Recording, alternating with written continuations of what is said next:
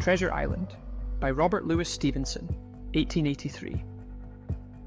The old sea captain died in my father's inn on a grey January morning, but what he left behind would change my life forever. I'm Jim Hawkins, and until that winter, my days were filled with nothing more exciting than serving ale to travellers, and listening to my mother worry about keeping the Admiral Benbow afloat. Our inn sat on a lonely stretch of coast where the wind howled off the Bristol Channel, and excitement meant a merchant ship passing in the distance.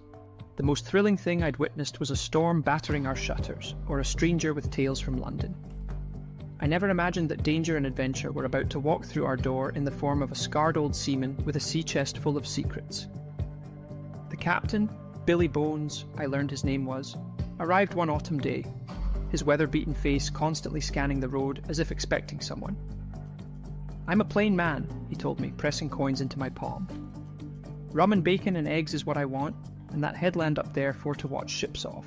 You might call me captain." But there was nothing plain about Billy Bones. He sang dreadful sea songs that made travellers uncomfortable, drank far too much rum, and would grip my shoulder with surprising strength whenever he'd had too much to drink. "Keep your weather eye open for a seafaring man with one leg, Jim," he'd whisper, his breath reeking of spirits, and I'd feel a chill run down my spine. What was he running from? Who was this one-legged man he feared?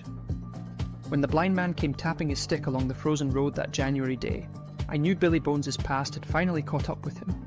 The terror in the old captain's eyes when he received the black spot, a pirate's death sentence, haunts me still. What happened next sent me fleeing through the dark, with a mysterious packet clutched to my chest, my heart pounding as I heard footsteps and curses behind me. Raiders had come for whatever Billy Bones possessed, and they'd tear the inn apart to find it. Inside that packet was an oilskin bundle, and inside that, a map. A map marked with red crosses and mysterious notations, pointing to an island somewhere in the distant Caribbean where Captain Flint's treasure lay buried. The legendary Captain Flint himself, the most feared pirate who ever sailed. Within days I found myself swept into an adventure beyond my wildest dreams. Squire Trelawney, red-faced and enthusiastic, immediately chartered a ship. Dr. Livesey, calm and capable, agreed to serve as ship's doctor. And I, barely more than a boy, was to come along as cabin boy. "Jim," the squire boomed, clapping me on the shoulder, "you'll make your fortune." The Hispaniola was the finest ship I'd ever seen, and her crew seemed capable enough. But it was Long John Silver who captured my attention from the moment I met him at the Spyglass Tavern. Despite his wooden leg, he moved with the agility of a much younger man, and his parrot, a bright creature named Captain Flint, perched on his shoulder squawking, "Pieces of 8." Silver had a face that could shift from stern to jovial in an instant, stories that made the other sailors lean in close, a booming laugh that filled any room, and a way of looking at you that made you feel you'd found a true friend. Here was a man who'd sailed the 7 seas, who knew every port and every danger, yet treated a boy like me as an equal. "Smart as paint you are, Jim," Silver would tell me as I helped him in the galley, and I glowed under his praise. He seemed everything a man should be, brave, clever, and loyal to his bones. How could I have known that appearances can deceive? The voyage stretched for weeks, and I learned the rhythm of shipboard life, the creaking of timbers, the snap of sails, the endless horizon. But I also began to notice things that troubled me. Whispered conversations that stopped when I approached. The way certain crew members looked at Silver with something like reverence, or perhaps fear.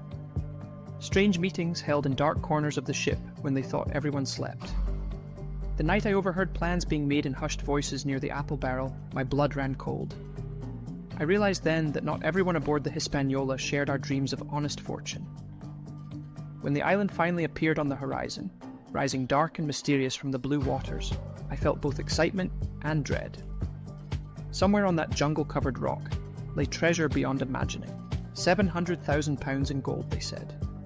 But I was beginning to understand that gold wasn't the only thing men were willing to kill for, and that the real danger of our voyage was standing right beside me, smiling with his hand on my shoulder. Could I trust anyone aboard this ship? Were the squire and the doctor safe? How many of the crew had Silver won to his side? The adventure was only beginning, and I was about to discover just how much courage a boy could find when survival itself hung in the balance. What waited on that island would test everything I thought I knew about loyalty, friendship, and the thin line between hero and villain. The treasure was real, but so was the treachery, and I was caught in the middle of both,